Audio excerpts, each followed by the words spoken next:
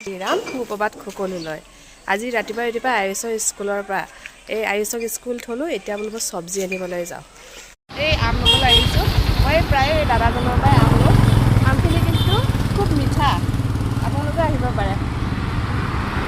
লৈলোঁ 2 KG আম লৈলোঁ।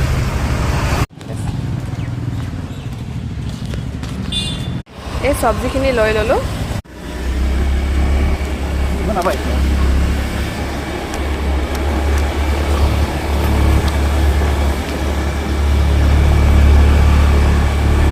ঘৰ আহি পালোঁ।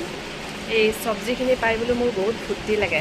মই চব্জি নোহোৱাকৈ এদিনো ভাত খাব নোৱাৰোঁ। মই দালি, আলু পিটিকা এনেকুৱা খাবলৈ মোক চব্জি লাগিবই। আৰু কিছুমানে মাংস খাই ভাল পায়, সিহঁতৰ মাংস দেখিলে বা মাংস থাকিলে ফূৰ্তি পায়, কিন্তু মোক চব্জিখিনি দেখিলেহে মোৰ ফূৰ্তি লাগে। আৰু আমখিনি মই সদায় ভাতৰ লগত খায়ে ভাল পাওঁ।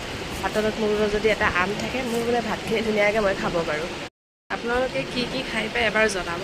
তো আজিলৈ বাই।